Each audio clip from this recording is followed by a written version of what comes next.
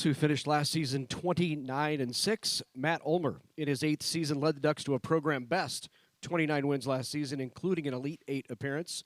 To his right, Daley McClellan, a junior outside hitter, finished with a career high at 180 digs. And at the end of the stage, Onye Ofoegbu, the senior middle blocker who redshirted last season after transferring from UC Irvine. Did I get that right? Yeah. Hey! Nailed it. Matt, we'll let you have an opening statement. Well, I mean, just thank you for this whole experience, to be a part of the Big Ten, but be a part of the media days yesterday and today.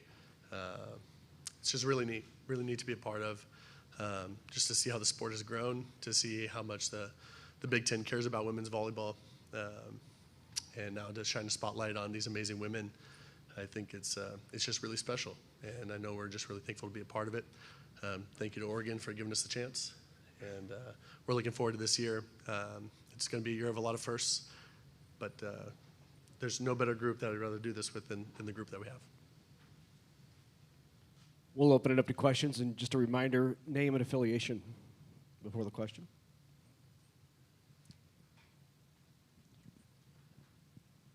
Welcome to the Big Ten. Welcome to Chicago. Alana Goldman, 5 wins. You're replacing a lot of senior talent that's graduated. So for coach, what's your methodology with the younger players? And for our athletes, how's it been incorporating new teammates? Yeah, we graduated 7, and all 7 of them got pro contracts. They're all playing pro right now, which, yeah, that's amazing. And I think what that did is it showed the group, how we do things. And if you put your time in and you work hard, and you go through this process, the highs and lows of it, that you're going to be rewarded with generally what they came here with the goal of was to be able to play at the next level. And I think they just really see a path for that. It's tangible for them.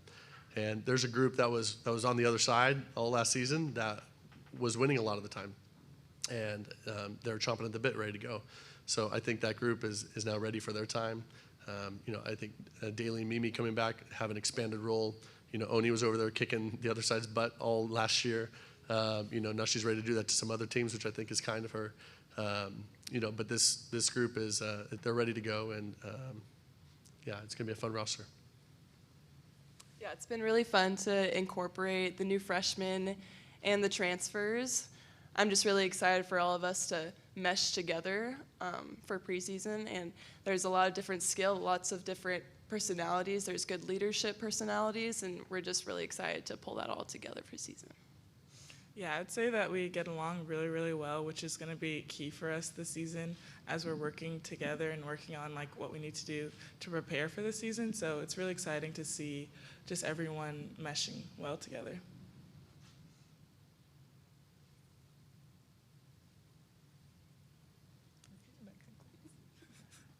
Brett Wagner from the Lincoln Journal-Star.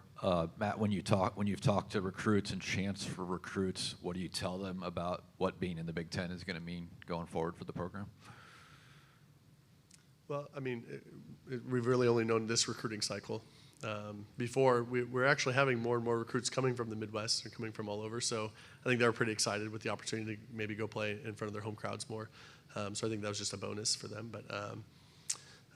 But no, I think everybody knows it's been the Pac-12 and Big Ten for volleyball for as long as it's been going. And now with this change, it's obviously Big Ten's #1 by a mile in our sport. So, people that come to Oregon, they come to Oregon because they want to compete for championships. They want to have a future in volleyball, beyond the school. They want to get a great education. And they want to see not only our country but the world. And these are things that they're going to be able to do at Oregon, and the Big Ten only enhances that.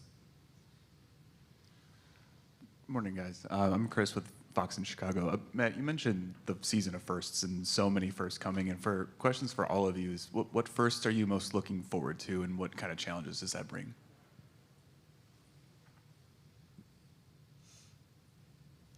I think we're just super excited to introduce ourselves. Our whole culture, what we want people to see when they play us. We're just very excited for our first year in Big Ten.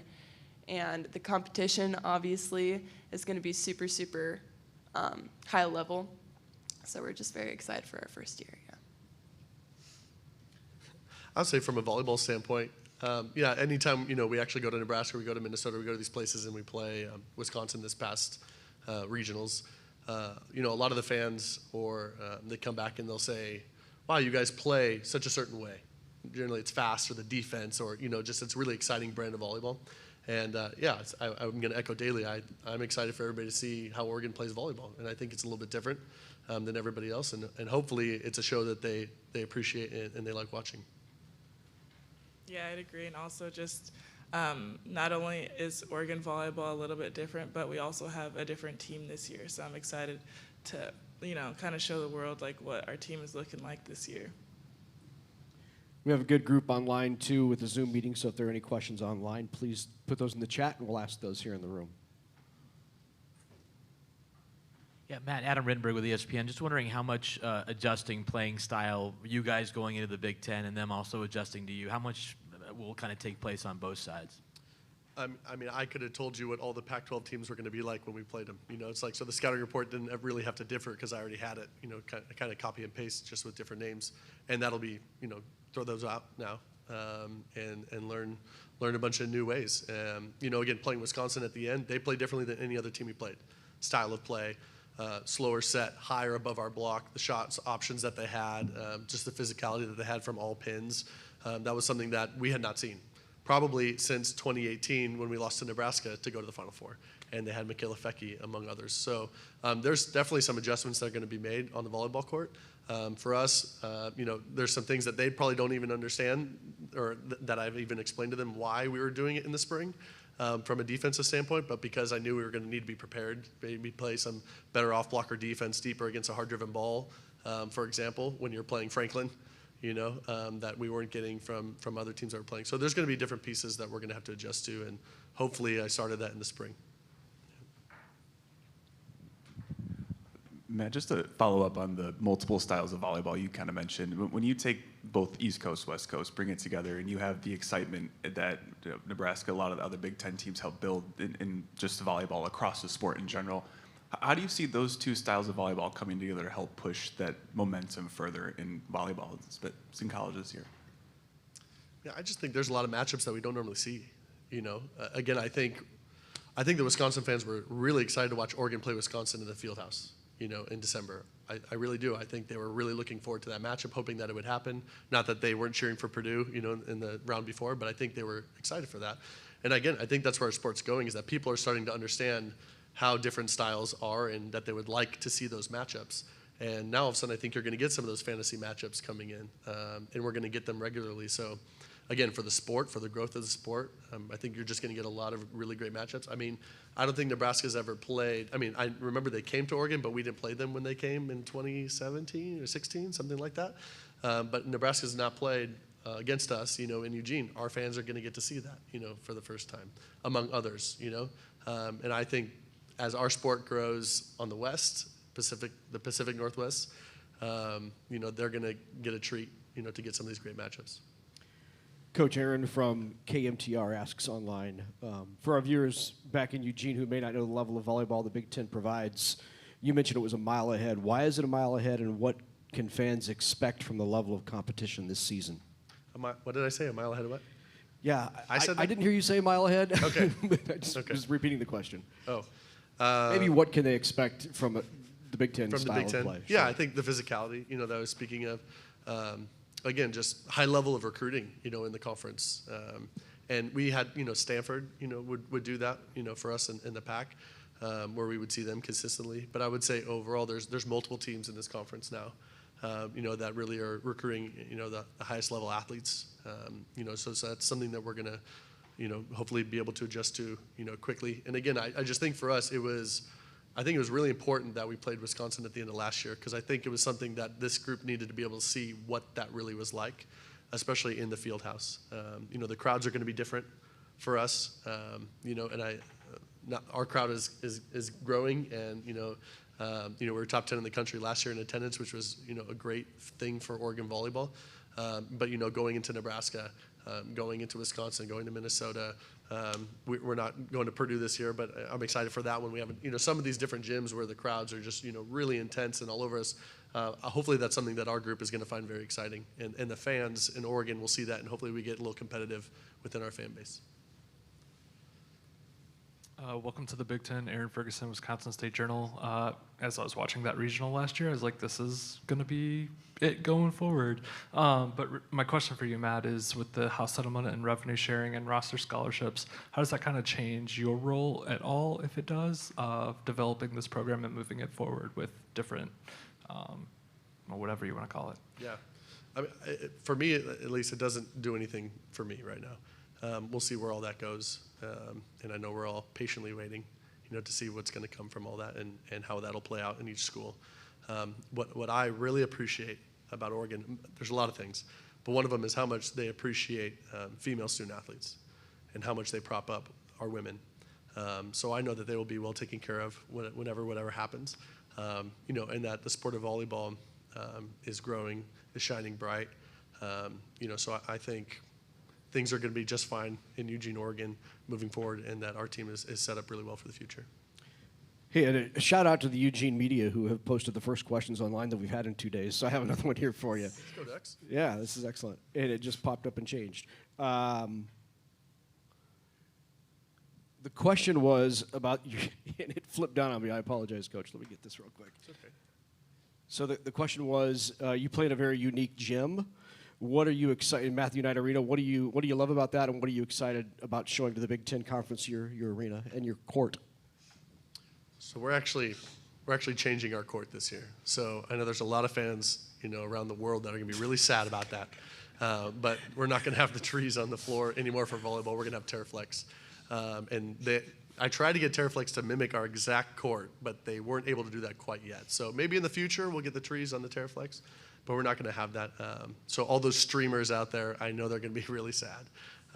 But we're excited about having Terraflex. The team's excited about it. That's going to be a good thing for us. But I think more so than just the court, it's the environment. And again, our student section is really growing. The pit crew is growing. The excitement level in Eugene for women's volleyball. It's really neat to see this will be my 8th season as head coach, to see the growth there. We broke our season ticket record last year. We've already broken that again this year. Things are really growing. Our student athletes are really being noticed, applauded, and encouraged. And I think the gym environment is loud, and they're not just sitting on their hands. They're engaged, and I think it's an environment that will be really enjoyable for other teams to come in.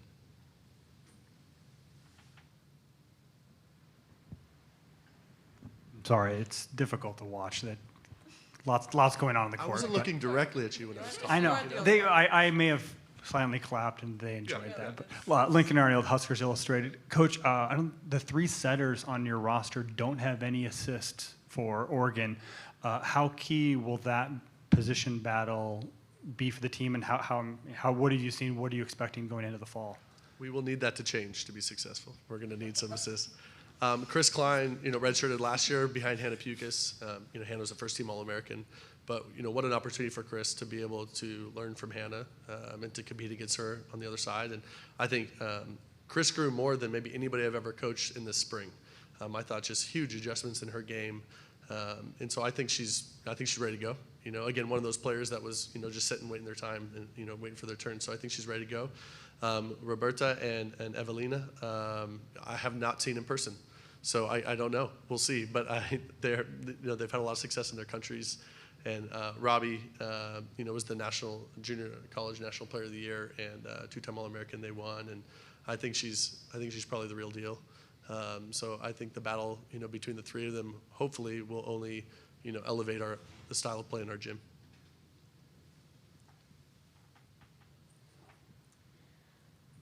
There's been a lot of conversation about travel, especially for you West Coasters. Besides charter flights, what steps are you taking to stay successful, both in the classroom and mentally, physically as well? I actually, something that I was nervous about was the schedule, to see what it would look like. And yeah, I mean, that's out of our control, right? But I really applaud the conference. I think they were creative, and I think they came up with really nice solutions where we have, home matches during the week, and 4 weeks we have a home match during the week, but then on the weekend we travel. So I actually think we will miss less class this year from what I calculated than we did in the pack.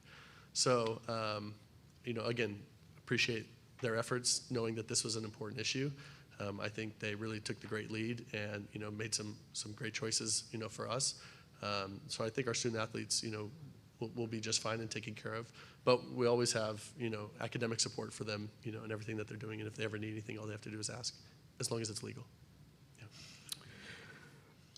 From Aaron online, KMTR, a question for Daley. Coming in with Mimi, how have you seen her grow since her freshman year, and how has she helped you grow and prepare for your bigger role this year? So Mimi has grown so much from her freshman year. She wasn't very comfortable serve receiving, and at first she didn't have a lot of confidence going into her freshman year, but as the years have gone on, I've seen her improve so much with her passing, her defense. It has just been really, really fun to watch, and it's also motivated me as well, and it's been so fun to see that in her, so yeah. I'll go right back to online then. Question for Onye. Oregon has had the most depth at the middle position over the past seasons. How has the competition at your position, even in practice last season, prepared you for this season? And what are some of the things that you learned from Kara and Carson? Kara and Carson both just showed me how important it is to be resilient in your position.